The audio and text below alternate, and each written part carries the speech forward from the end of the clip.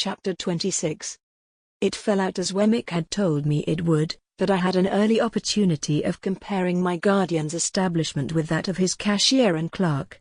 My guardian was in his room, washing his hands with his scented soap, when I went into the office from Walworth, and he called me to him, and gave me the invitation for myself and friends which Wemmick had prepared me to receive. No ceremony, he stipulated, and no dinner dress, and say tomorrow. I asked him where we should come to, for I had no idea where he lived, and I believe it was in his general objection to make anything like an admission, that he replied, "Come here, and I'll take you home with me." I embraced this opportunity of remarking that he washed his clients off, as if he were a surgeon or a dentist. He had a closet in his room, fitted up for the purpose, which smelled to the scented soap like a perfumer's shop. It had an unusually large jack towel on a roller inside the door, and he would wash his hands, and wipe them and dry them all over this towel, whenever he came in from a police court or dismissed a client from his room.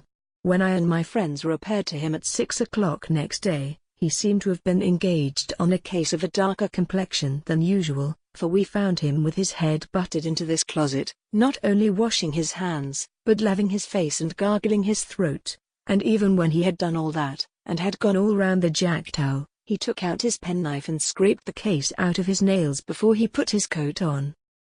There were some people slinking about as usual when we passed out into the street, who were evidently anxious to speak with him. But there was something so conclusive in the halo of scented soap which encircled his presence, that they gave it up for that day. As we walked along westward, he was recognized ever and again by some face in the crowd of the streets, and whenever that happened he talked louder to me. But he never otherwise recognized anybody, or took notice that anybody recognized him. He conducted us to Gerrard Street, Soho, to a house on the south side of that street. Rather a stately house of its kind, but dolefully in want of painting, and with dirty windows.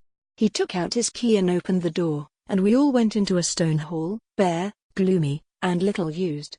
So, up a dark brown staircase into a series of 3 dark brown rooms on the first floor. There were carved garlands on the panelled walls, and as he stood among them giving us welcome, I know what kind of loops I thought they looked like. Dinner was laid in the best of these rooms. The second was his dressing room. The third, his bedroom. He told us that he held the whole house, but rarely used more of it than we saw. The table was comfortably laid, no silver in the service, of course, and at the side of his chair was a capacious dumb waiter, with a variety of bottles and decanters on it, and 4 dishes of fruit for dessert. I noticed throughout that he kept everything under his own hand, and distributed everything himself. There was a bookcase in the room. I saw from the backs of the books that they were about evidence, criminal law, criminal biography, trials, acts of parliament, and such things.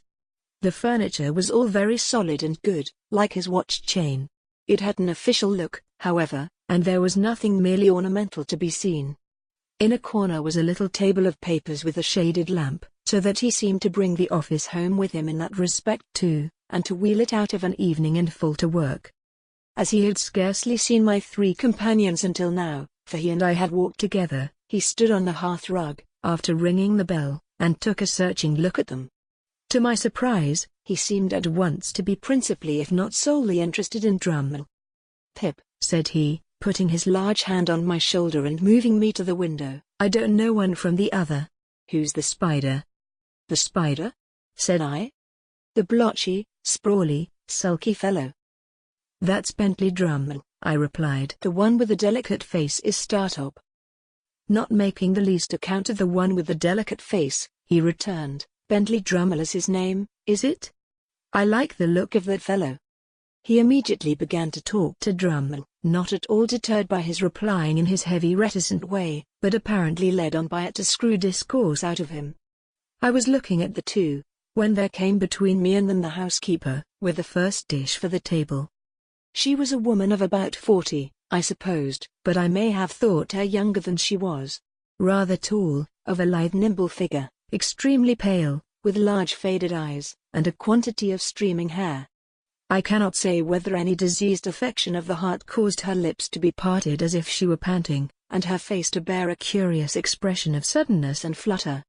But I know that I had been to see Macbeth at the theatre, a night or 2 before, and that her face looked to me as if it were all disturbed by fiery air, like the faces I had seen rise out of the witch's cauldron. She set the dish on, touched my guardian quietly on the arm with a finger to notify that dinner was ready, and vanished. We took our seats at the round table, and my guardian kept Drummle on one side of him, while Startop sat on the other. It was a noble dish of fish that the housekeeper had put on table, and we had a joint of equally choice mutton afterwards, and then an equally choice bird. Sauces, wines, all the accessories we wanted, and all of the best, were given out by our host from his dumb waiter. And when they had made the circuit of the table, he always put them back again. Similarly, he dealt us clean plates and knives and forks, for each course, and dropped those just disused into 2 baskets on the ground by his chair. No other attendant than the housekeeper appeared. She set on every dish. And I always saw in her face, a face rising out of the cauldron. Years afterwards, I made a dreadful likeness of that woman, by causing a face that had no other natural resemblance to it than it derived from flowing hair to pass behind a bowl of flaming spirits in a dark room. Induced to take particular notice of the housekeeper, both by her own striking appearance and by Wemmick's preparation, I observed that whenever she was in the room she kept her eyes attentively on my guardian, and that she would remove her hands from any dish she put before him, hesitatingly, as if she dreaded his calling her back, and wanted him to speak when she was nigh, if he had anything to say. I fancied that I could detect in his manner a consciousness of this, and a purpose of always holding her in suspense. Dinner went off gaily, and although my guardian seemed to follow rather than originate subjects, I knew that he wrenched the weakest part of our dispositions out of us. For myself, I found that I was expressing my tendency to lavish expenditure, and to patronize Herbert, and to boast of my great prospects, before I quite knew that I had opened my lips. It was so with all of us, but which no one more than Drummle, the development of whose inclination to gird in a grudging and suspicious way at the rest, was screwed out of him before the fish was taken off. It was not then, but when we had got to the cheese, that our conversation turned upon our rowing feats, and that Drummle was rallied for coming up behind of a night in that slow amphibious way of his. Drummle upon this, informed our host that he much preferred our room to our company, and that as to skill he was more than our master, and that as to strength he could scatter us like chaff. By some invisible agency, my guardian wound him up to a pitch little short of ferocity about this trifle. And he fell to bearing and spanning his arm to show how muscular it was, and we all fell to bearing and spanning our arms in a ridiculous manner. Now the housekeeper was at that time clearing the table. My guardian, taking no heed of her, but with the side of his face turned from her, was leaning back in his chair biting the side of his forefinger and showing an interest in Drummle, that, to me, was quite inexplicable. Suddenly, he clapped his large hand on the housekeeper's, like a trap, as she stretched it across the table. So suddenly and smartly did he do this, that we all stopped in our foolish contention. "If you talk of strength," said Mr. Jaggers, "I'll show you a wrist. Molly, let them see your wrist." Her entrapped hand was on the table, but she had already put her other hand behind her waist. "Master," she said, in a low voice, with her eyes attentively and entreatingly fixed upon him. "Don't." "I'll show you a wrist," repeated Mr. Jaggers, with an immovable determination to show it. "Molly, let them see your wrist." "Master," she again murmured. "Please." "Molly," said Mr. Jaggers, not looking at her, but obstinately looking at the opposite side of the room, "let them see both your wrists. Show them. Come." He took his hand from hers, and turned that wrist up on the table. She brought her other hand from behind her, and held the two out side by side. The last wrist was much disfigured, deeply scarred and scarred across and across. When she held her hands out she took her eyes from Mr. Jaggers, and turned them watchfully on every one of the rest of us in succession. "There's power here," said Mr. Jaggers, coolly tracing out the sinews with his forefinger. "Very few men have the power of wrist that this woman has. It's remarkable what mere force of grip there is in these hands. I have had occasion to notice many hands, but I never saw stronger in that respect, man's or woman's, than these." While he said these words in a leisurely, critical style, she continued to look at every one of us in regular succession as we sat. The moment he ceased, she looked at him again. "That'll do, Molly," said Mr. Jaggers, giving her a slight nod. You have been admired, and can go." She withdrew her hands and went out of the room, and Mr. Jaggers, putting the decanters on from his dumbwaiter, filled his glass and passed round the wine. "At 9:30, gentlemen," said he, "we must break up. Pray make the best use of your time. I am glad to see you all. Mr. Drummle, I drink to you." If his object in singling out Drummle were to bring him out still more, it perfectly succeeded. In a sulky triumph, Drummle showed his morose depreciation of the rest of us, in a more and more offensive degree, until he became downright intolerable. Through all his stages, Mr. Jaggers followed him with the same strange interest. He actually seemed to serve as a zest to Mr. Jaggers's wine. In our boyish want of discretion, I dare say we took too much to drink, and I know we talked too much. We became particularly hot upon some boorish sneer of Drummle's, to the effect that we were too free with our money. It led to my remarking, with more zeal than discretion, that it came with a bad grace from him, to whom Startop had lent money in my presence but a week or so before. "Well," retorted Drummle, "he'll be paid." "I don't mean to imply that he won't," said I, "but it might make you hold your tongue about us and our money, I should think." "You should think," retorted Drummle. "Oh Lord. I dare say," I went on, meaning to be very severe, "that you wouldn't lend money to any of us if we wanted it." "You are right," said Drummle. "I wouldn't lend one of you a sixpence. I wouldn't lend anybody a sixpence. Rather mean to borrow under those circumstances, I should say." "You should say," repeated Drummle. "Oh Lord."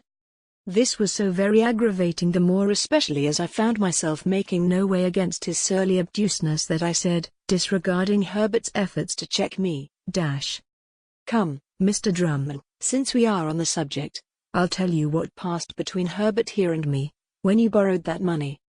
"I don't want to know what passed between Herbert there and you," growled Drummle. And I think he added in a lower growl, that we might both go to the devil and the shake ourselves. "I'll tell you, however," said I, "whether you want to know or not. We said that as you put it in your pocket, very glad to get it, you seem to be immensely amused at his being so weak as to lend it."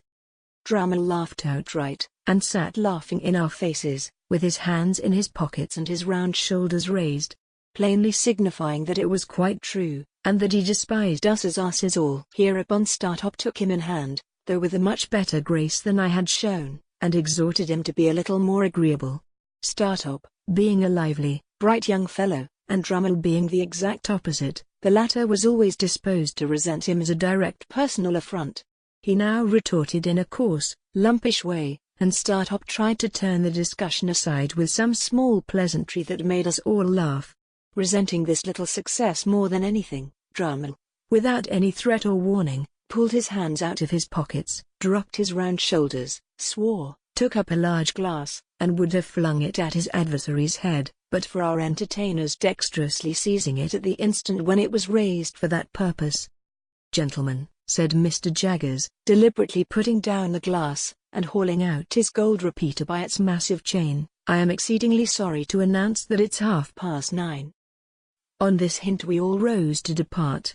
Before we got to the street door, Startop was cheerily calling Drummle old boy, as if nothing had happened. But the old boy was so far from responding, that he would not even walk to Hammersmith on the same side of the way. So Herbert and I, who remained in town, saw them going down the street on opposite sides, Startop leading, and Drummle lagging behind in the shadow of the houses, much as he was wont to follow in his boat. As the door was not yet shut, I thought I would leave Herbert there for a moment, and run upstairs again to say a word to my guardian. I found him in his dressing room surrounded by his stock of boots, already hard at it, washing his hands of us. I told him I had come up again to say how sorry I was that anything disagreeable should have occurred, and that I hoped he would not blame me much. "Pooh," said he, sluicing his face, and speaking through the water drops. "It's nothing, Pip. I like that spider though."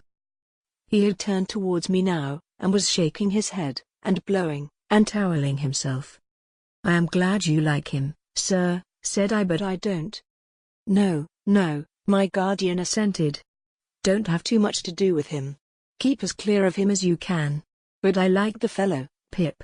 He is one of the true sort. Why, if I was a fortune teller, Looking out of the towel, he caught my eye. "But I am not a fortune teller," he said, letting his head drop into a festoon of towel, and toweling away at his 2 ears. "You know what I am, don't you? Good night, Pip." "Good night, sir." In about a month after that, the spider's time with Mr. Pocket was up for good, and, to the great relief of all the house but Mrs. Pocket, he went home to the family hole.